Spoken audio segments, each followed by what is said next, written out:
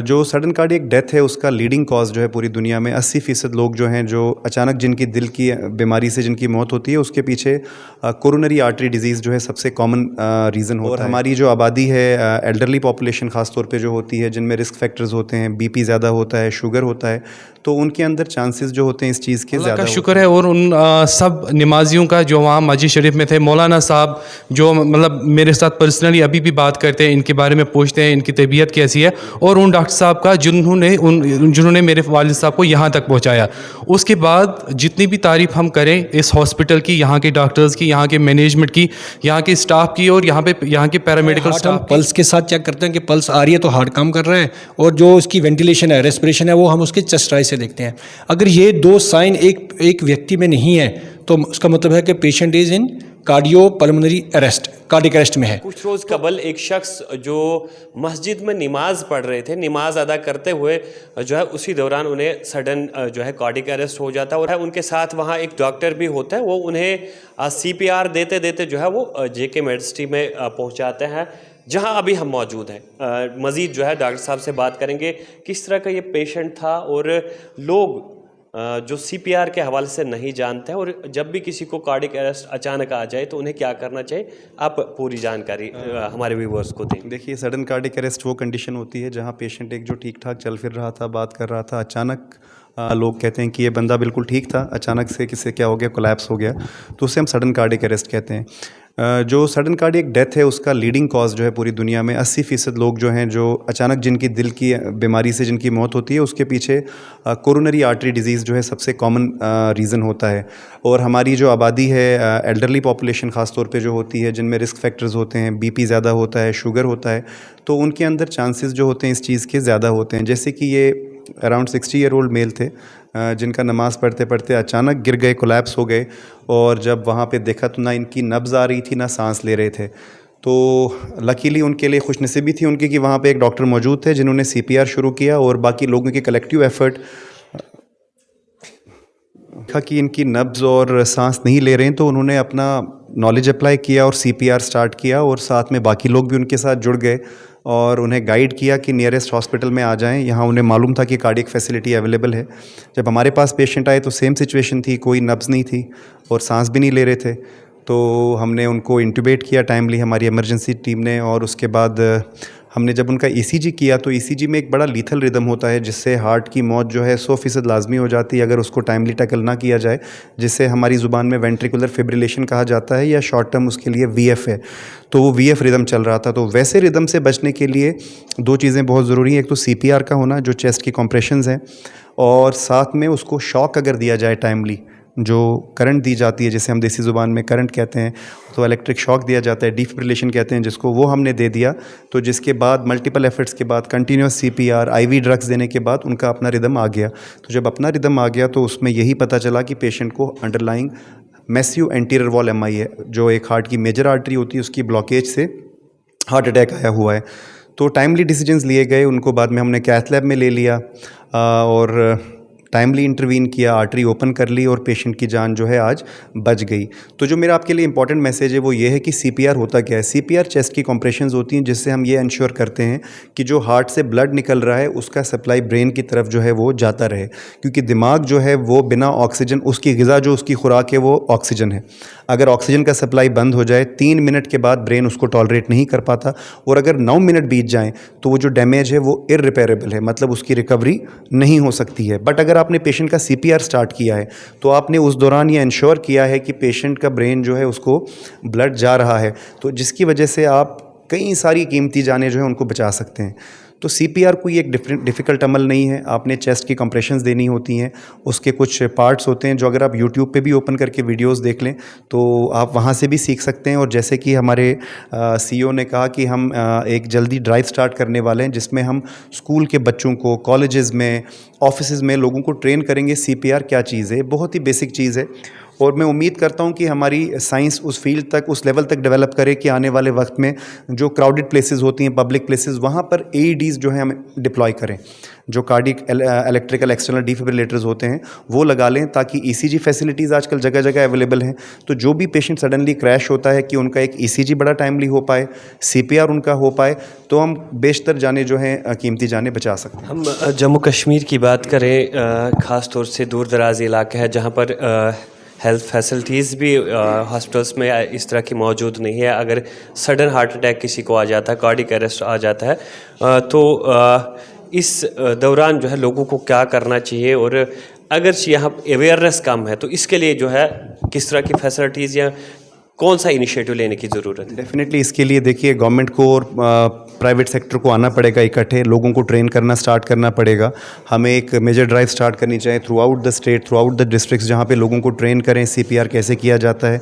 और हाँ, मेरा ये एक ड्रीम है कि ये जो कार्डिक केयर है, जो कि अभी तक हमारी स्टेट में अनफॉर्चुनेटली सिर्फ बड़ी बड़ी सिटीज़ तक लिमिटेड है, श्रीनगर हो गया, जम्मू हो गया, या कश्मीर में कुछ और भी छोटे डिस्ट्रिक्ट्स में गई है, बट बेशतर इलाके जो हैं हमारे अभी इस सर्विस से महरूम हैं।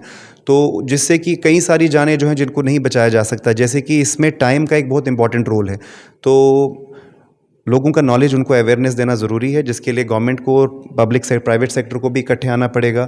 जैसे कि हमारी टीम ने एक एफ़र्ट जो है ये हमने स्टार्ट करना है, हम लोगों को ट्रेन करेंगे और हम सिर्फ जम्मू तक नहीं रुकेंगे। हमारी कोशिश होगी जो फार फ्लंग एरियाज़ हैं वहाँ जाके भी लोगों को अवेयर करें और बताएं कैसे किया जाता है, और टाइमली अच्छे हॉस्पिटल में पहुँचना जहाँ पे ये फैसिलिटीज़ 24/7 हो। It is a very important point.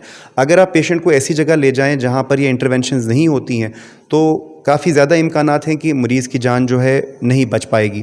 आपने एक रिस्क लेना है, आपने ये चांस लेना है, बिकॉज़ इंटरवेंशन जो है, टाइमली इंटरवेंशन ही इंसान के लिए मुफीद है। वक्त बीतने के बाद वो उतना फ़ायदा भी नहीं देती, और कई सारी जानें हम ऑलरेडी गंवा चुके होते हैं।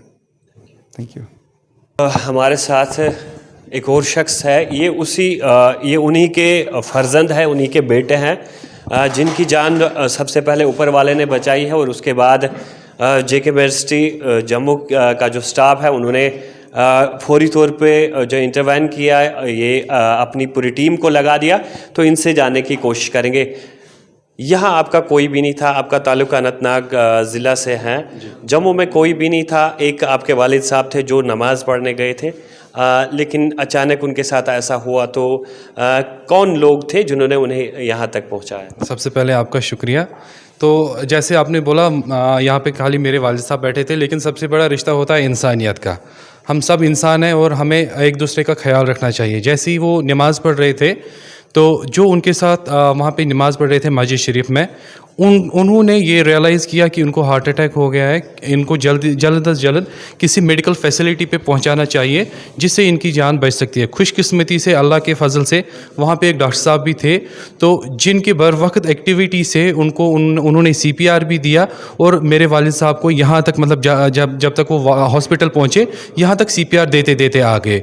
अल्लाह का शुक्र है। और उन सब नमाजियों का जो वहाँ मस्जिद शरीफ में थे, मौलाना साहब जो मतलब मेरे साथ पर्सनली अभी भी बात करते हैं, इनके बारे में पूछते हैं इनकी तबीयत कैसी है, और उन डॉक्टर साहब का जिन्होंने मेरे वालिद साहब को यहाँ तक पहुँचाया।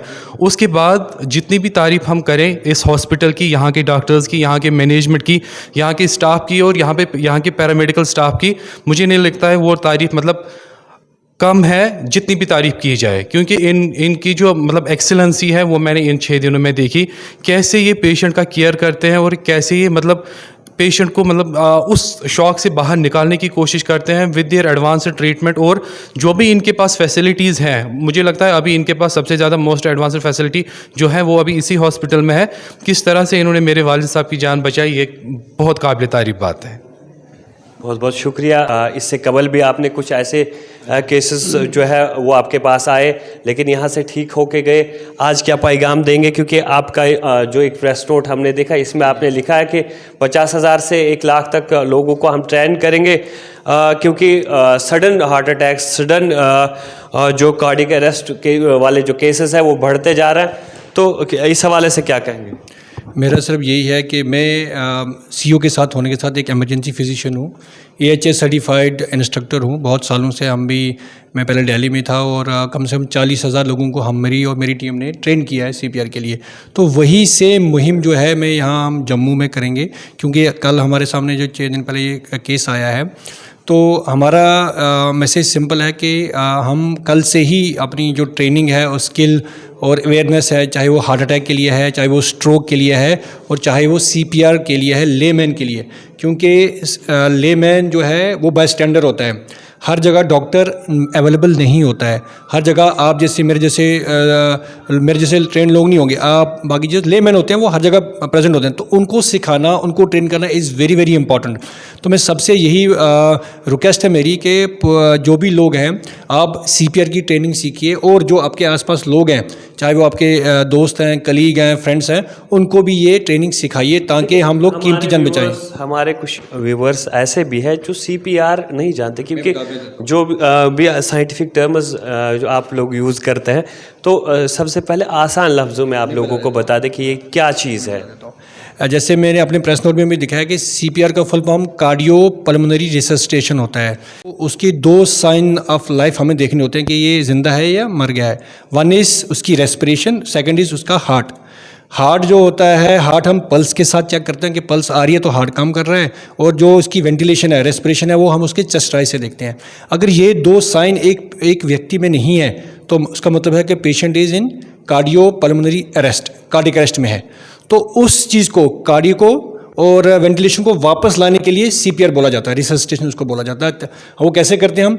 जब किसी का हार्ट बंद हो जाता है तो हम बाहर से उसको चेस्ट कंप्रेशन करते हैं और उसके हार्ट को पंप करते हैं, ताकि जो उसमें ब्लड है, ब्लड जाके परफ्यूज़ करे, किसको, ब्रेन को दे और उसके जो वाइटल ऑर्गन को देता रहे, और उसको माउथ टू माउथ ब्रीदिंग देते हैं।